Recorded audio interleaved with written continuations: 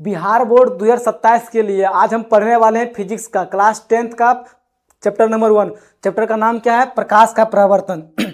इसको हम पूरा डिटेल से पढ़ने वाले हैं। पहला इसमें टॉपिक आता है कि प्रकाश क्या है, यानी प्रकाश के बारे में पढ़ने मिलता है। यानी अगर प्रकाश का परावर्तन अगर आपको जानना है तो सबसे पहले आपको जानना पड़ेगा कि प्रकाश क्या है। तो प्रकाश क्या है?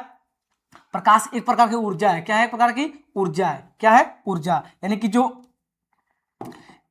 प्रकाश एक प्रकार की क्या है? ऊर्जा है। यानी कि जो अभी आप देख रहे हैं, हम जहां पर भी खड़ी हैं, यानी आप जिस माध्यम से आप देख पा रहे हैं, ये ऊर्जा ही है जो आपके पास आपको पहुंचा रहा है। अगर ये प्रकाश की ऊर्जा नहीं रहेगा तो क्या होगा? आप हमें देख नहीं पाएंगे। तो ये प्रकाश क्या है?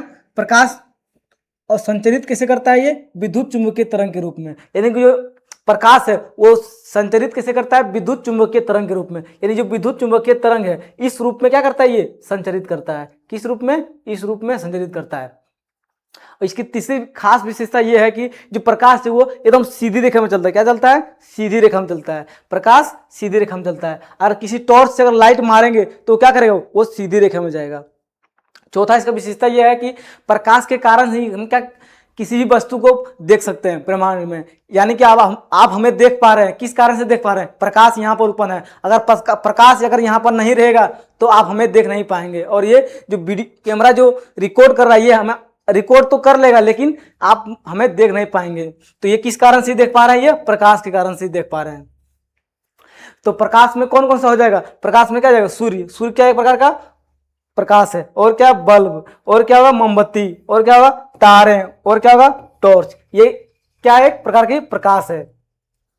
प्रकाश ऊर्जा का रूप। यानी जो प्रकाश है ये किस रूप में होता है? ये ऊर्जा के रूप में होता है। क्या किस रूप में? ऊर्जा के रूप में होता है। यानी कि पहला क्या है? पहला है विद्युत ऊर्जा। यानी क्या होता है? विद्युत ऊर्जा के रूप में होता है। यानी जो विद्युत ऊर्जा है ये विद्युत ऊर्जा क्या एक प्रकार की है? प्रकाश ऊर्जा है। दूसरा किस रूप में हो सकता है प्रकाश? वो रासायनिक ऊर्जा के रूप में हो सकता है। रासायनिक ऊर्जा को हम कन्वर्ट कर से रासायनिक ऊर्जा को हम क्या कर सकते हैं? परिवर्तन करके क्या कर सकते हैं? प्रकाश ऊर्जा में कन्वर्ट कर सकते हैं। और जो तीसरा उसमें ऊर्जा के रूप में प्रकाश रह सकता है। इसको भी कन्वर्ट करके हम क्या कर सकते हैं? प्रकाश ऊर्जा में कर सकते हैं। और चौथा क्या है? सौर ऊर्जा। सौर ऊर्जा को हम क्या कर सकते हैं? इसको भी प्रकाश ऊर्जा में कन्वर्ट कर सकते हैं। जैसे क्या हुआ? ये सूर्य हो गया। पांचवा क्या है? यांत्रिक ऊर्जा। यानी जो यांत्रिक ऊर्जा है, यांत्रिक ऊर्जा को हम क्या कर सकते हैं? प्रकाश ऊर्जा में कर सकते हैं। प्रकाश ऊर्जा में कन्वर्ट कर सकते हैं। जैसे ये डायनेमो, ये इस डायनेमो को हम क्या करेंगे? जब हम घुमाएंगे तो इससे क्या उत्पन्न होगा? ये इसमें क्या उत्पन्न होगा? प्रकाश ऊर्जा उत्पन्न होगा। आई होप आपको समझ में आ गया होगा प्रकाश ऊर्जा का रूप। नेक्स्ट टॉपिक है प्रदीप्त एवं अप्रदीप्त वस्तुएं। इस दोनों में क्या अंतर है पहले समझने का प्रयास करेंगे। यानी प्रदीप्त वस्तुओं का पहले डिफिनेशन क्या होता है? प्रदीप्त वस्तुओं का डिफिनेशन है कि जो स्वयं प्रकाश उत्पन्न कर सकता है। आप सोचना है कि स्वयं प्रकाश कौन? यानी कि खुद अपने आप में प्रकाश उत्पन्न कर सकता है। पहला सूर्य। यानी जो सूर्य है जिससे हम लोग को अभी रोशनी मिलता है वो क्या है? वो खुद प्रकाश उत्पन्न कर सकता है। और जो बल्ब है यानी हमारे घरों में जो बल्ब लगा हुआ होता है वो क्या कर सकता है? वो प्रकाश उत्पन्न कर सकता है। इस और मोमबत्ती, यानी जो मोमबत्ती है वो भी क्या कर सकता है? प्रकाश उत्पन्न कर सकता है। और क्या है? तारे। यानी ब्रह्मांड में जितने भी तारे हैं वो क्या है? वो प्रकाश उत्पन्न कर सकता है। तो ये किसका उदाहरण हो गया? ये प्रदीप्त वस्तुओं का उदाहरण हो गया। अगला है दूसरा है अप्रदीप्त वस्तुएं। यानी वे वस्तुएं जो प्रकाश उत्पन्न नहीं कर सकती। जैसे ये चंद्रमा है, हमारे पृथ्वी के पास में कौन सा उपग्रह है? चंद्रमा। ये चंद्रमा है कि जो हम लोग देख पाते हैं, किस कारण से देख पाते हैं? उसके पास खुद का प्रकाश नहीं है। सूर्य का प्रकाश जब पड़ता है उस पर रिफ्लेक्ट होकर हम लोग के आंखों के पास आता है तब हम क्या कर पाते हैं? देख पाते हैं। किताब क्या? किताब में खुद का प्रकाश है? नहीं है। कुर्सी में क्या है? खुद का प्रकाश है? नहीं है। और पृथ्वी पे जितने भी वस्तु हैं, जितने भी चीज हम देख पा रहे हैं, किसके कारण से देख पा रहे हैं? वो प्रकाश, सूर्य के प्रकाश आने के कारण से वो रिफ्लेक्ट होकर हमारे आंखों तक पहुंच रही है, उसी कारण से हम देख पा रहे हैं। यानी पृथ्वी क्या हो जाएगा? अप्रदीप्त वस्तुएं हो जाएगा। नेक्स्ट टॉपिक है प्रकाश का प्रकीर्णन। क्या है अगला? प्रकाश का प्रकीर्णन। तो प्रकाश का प्रकीर्णन किसे कहते हैं? यानी जब प्रकाश जब वहां से चलता है, जब प्रकाश अपने स्थान से चलता है तो क्या करता है? बीच में जो पृथ्वी है, पृथ्वी के बीच में क्या मिल जाता है? धूल मिल जाता है, धूलकण मिल जाता है, वायु के कण मिलता है। तो उससे टकराएगा, जब उससे टकराता है तो क्या होता है? बिखर जाता है। क्या करता है? बिखर जाता है। बहुत सारी दिशाओं में बिखर जाता है। यही परिभाषा में दिया हुआ है। जब प्रकाश की धूल और धूलकण वायु के सूक्ष्मण से जब टकराता है तो क्या होता है? विभिन्न दिशाओं में फैल जाता है। इसी घटना को क्या कहते हैं? प्रकाश का प्रकीर्णन कहते हैं। जैसे एग्जाम्पल की मदद से ये देखिए सूर्य के प्रकाश आ रहा है, यहाँ पर से आ रहा है, पृथ्वी की तरफ आ रहा है। अब पृथ्वी के वायुमंडल में क्या स्थित है, सूक्ष्म स्थित है जी। यही सूक्ष्म यही धूलकण क्या करता है, प्रकाश को क्या करता है, रिफ्लेक्ट कर देता है, क्या करता है, स्कैटरिंग कर देता है। क्या करता है, स्कैटरिंग। क्या करता है, स्कैटरिंग, विभिन्न दिशाओं में क्या करता है, भेज देता है। इसी को हम क्या कहते हैं, प्रकाश का प्रकीर्णन। इसमें बहुत सारे एग्जाम्पल है, जैसे आकाश का जो नीला दिखाई, हम लोग जो आकाश जब भी देखते हैं तो किस प्रकार दिखाई देता है, नीला दिखाई देता है। क्यों नीला दिखाई देता है, यानी जो प्रकाश से जो आने वाली नीला रंग, प्रकाश से जो आने वाली लाइट है वो क्या है, नीला रंग क्या करता है, ज्यादा बिखरता है। क्या करता है, जब टकराता है क्या करता है, ज्यादा बिखरता है। और जब जो ज्यादा बिखरेगा वही दिखाई देगा, तो नीला रंग क्या करता है, ज्यादा दिखाई देता है। इसी का आकाश का नीला दिखाई देना किस कारण से होता है, प्रकाश के प्रकीर्णन के कारण। दूसरा एग्जाम्पल है सूर्योदय एवं सूर्यास्त के समय सूर्य का लाल दिखाई देना, यानी जो समय सवेरे और शाम सूर्य किस प्रकार दिखाई देता है, लाल दिखाई देता है। क्यों लाल दिखाई देता है, क्यों क्या होता है, पूरा एकदम साफ होता है। क्या होता है, पूरा साफ होता है। उसके कारण से क्या होता है, जो रेड लाइट है, रेड लाइट हमारी आंखों तक क्या होता है, जल्दी पहुंच जाता है, और जो नीला भाग बिखर जाता है। इस कारण से हम क्या कर पाते हैं, लाल रंग हमको दिखाई देता है। आई होप आप लोग को समझ में आ गया होगा। और इसी में क्या दिया हुआ है, टिंडल प्रभाव, यानी कि कोई अंधेरा कमरा है। क्या है, अंधेरा कमरा। अगर अंधेरे कमरे में हम लोग देखते हैं कि छोटा छोटा छेद होता है। क्या होता है, छोटा छोटा छेद होता है। उस छेद से क्या होता है, लाइट आते हुए प्रतीत दिखाई देता है। लाइट आते हुए प्रतीत हुए, लाइट यानी जो प्रकाश है वो क्या दिखता है, आते हुए प्रतीत होती है कि प्रकाश आ रही है। इसी को क्या कहते हैं, टिंडल प्रभाव कहते हैं। क्या कहते हैं, इसको टिंडल प्रभाव कहते हैं। अगला है प्रकाश की किरणें एवं किरणपुंज, यानी जो प्रकाश की किरणें, यानी जो प्रकाश वो क्या करेगा, एक प्रकाश जब एक दिशा में गमन करेगा, क्या करेगा, प्रकाश जब एक दिशा में गमन करेगा उसे क्या कहेंगे, प्रकाश की किरण कहेंगे। उसे क्या कहेंगे, प्रकाश की किरण कहेंगे। यही जब प्रकाश की किरण, बहुत सारी प्रकाश की किरण क्या करेगा, जब गमन करेगा तो उसे क्या कहेंगे, प्रकाश की किरण पुंज कहेंगे। क्या कहेंगे, प्रकाश की किरण पुंज कहेंगे। ये प्रकाश की जो किरण पुंज होता है वो 3 प्रकार की होती है, यानी 3 प्रकार की होती है। पहला होता है समांतर किरण पुंज। क्या होता है, समांतर किरण, यानी कि जब सारी किरणें जब समांतर रूप में चलती है उसे कहेंगे समांतर किरण पुंज।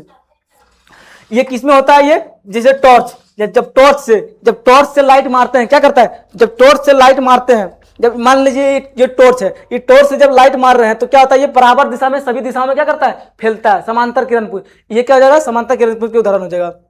दूसरा है अभिसारी किरण पुंज।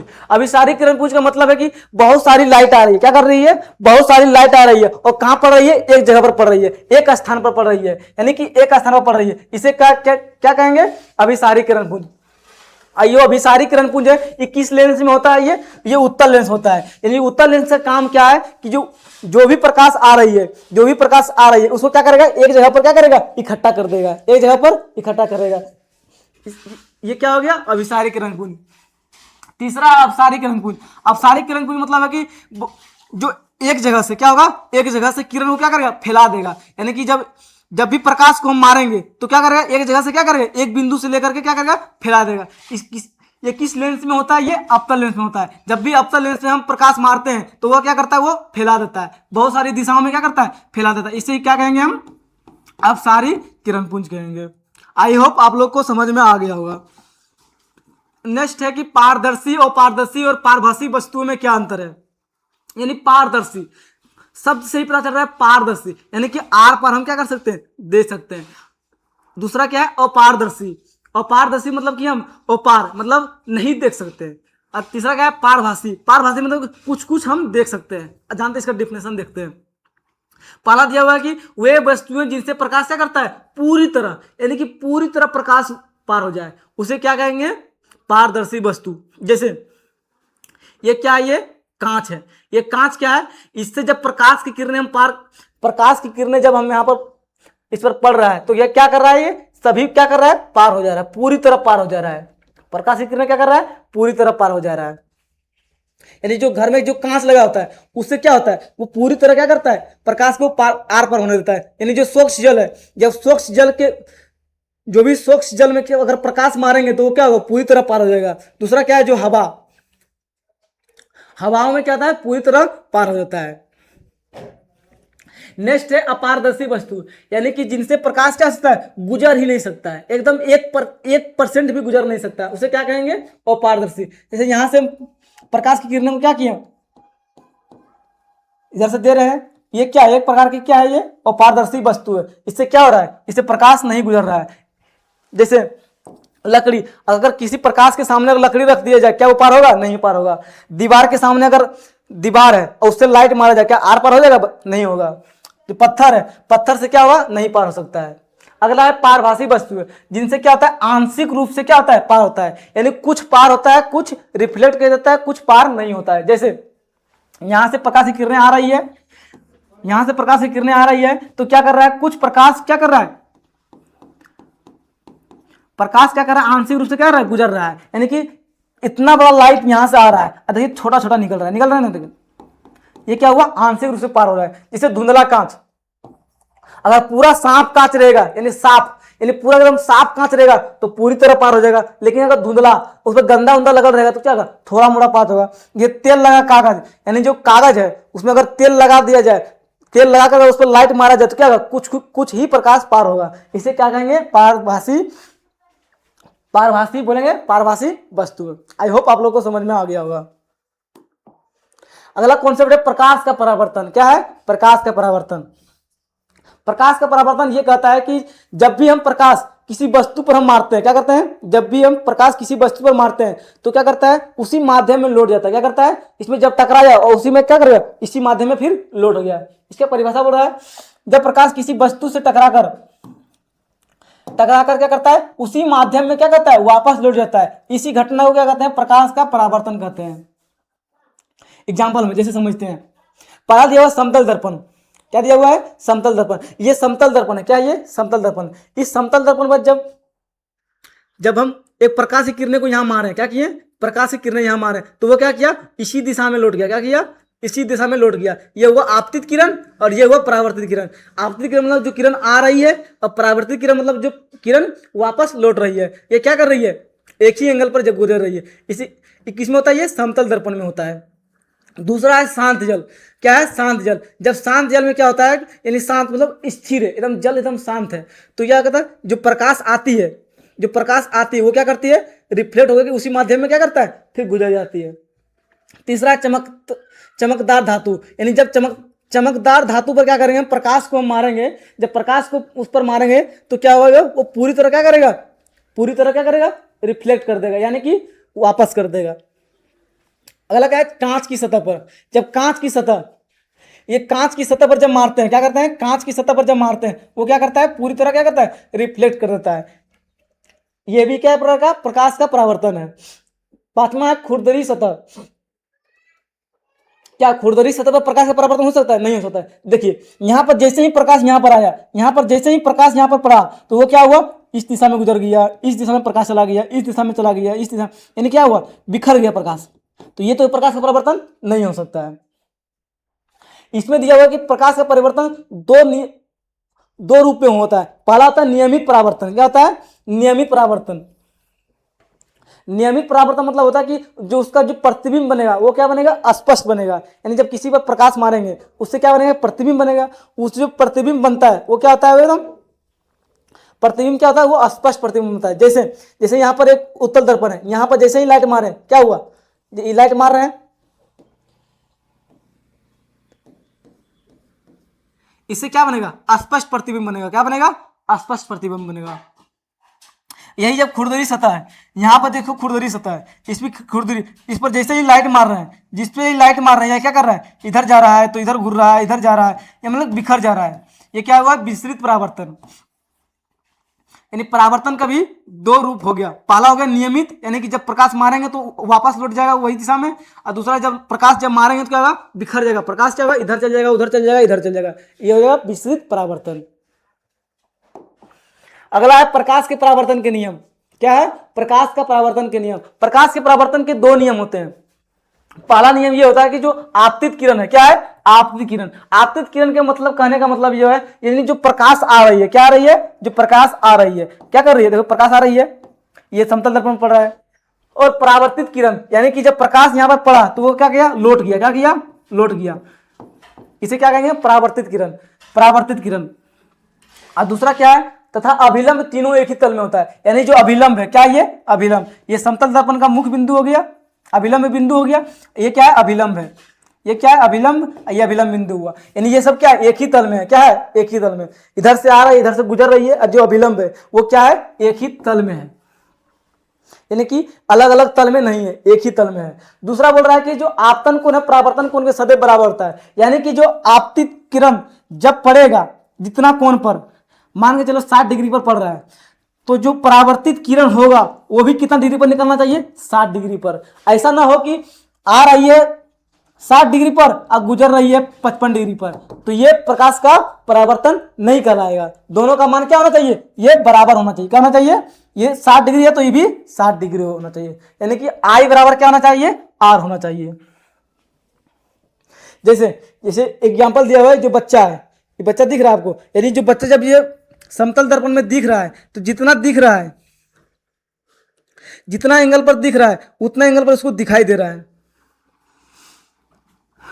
यानी कि ये जो शांत जल है, ये क्या है, ये शांत जल, इसका प्रतिबिंब क्या बन रहा है, एकदम पूरा अच्छा से बन रहा है। जितना भी प्रतिबिंब इसका दिया हुआ है उतना प्रतिबिंब क्या कर रहा है, ये पानी में बन रहा है, दिख रहा है। यही बच्चा, ये बच्चा देख रहा है, बच्चा, ये बच्चा जितना देख रहा है इतना दिख रहा है, क्या है इतना दिख रहा है, पूरा दिख रहा है। ये क्या हुआ, प्रकाश का परावर्तन, मतलब जितना जा रहा है उतना क्या कर रहा है, वापस आ रहा है। अगला है समतल दर्पण पर लंबवत पड़ने वाली किरण का परावर्तन। क्या है, समतल दर्पण, यानी समतल दर्पण पर अगर लंबवत यानी 90 डिग्री एंगल पर जब किरण जब पड़ेगा उस पर, तो वो क्या होगा।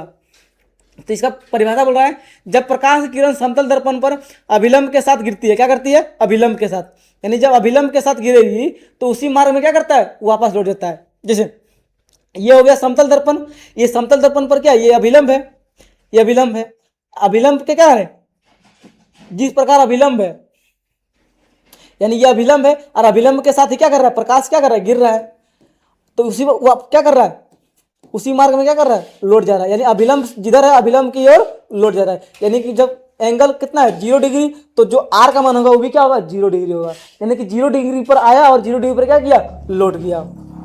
ये क्या कहते हैं, समतल दर्पण पर लंबवत पड़ने वाली प्रकाश का परावर्तन। यानी जो आई का मान होगा, जो आर का मान वो कितना डिग्री होगा, वो 0 डिग्री होगा। इसमें तथ्य यह है कि जब प्रकाश किरण आएगा तो क्या होगा, उसी मार्ग में गुजर जाएगा और इसका क्या होगा, दिशा नहीं बदलती है। यानी जिस दिशा से आ रही है उसी दिशा से क्या करेगी, वो लौट जाएगी। और जो आपतन कोण होता है वो परावर्तन कोण का क्या होता है, शून्य होता है। क्या होता है, जो आपतन और परावर्तन कोण क्या होता है, शून्य होता है। ये 3 तथ्य आप याद कर लीजिए।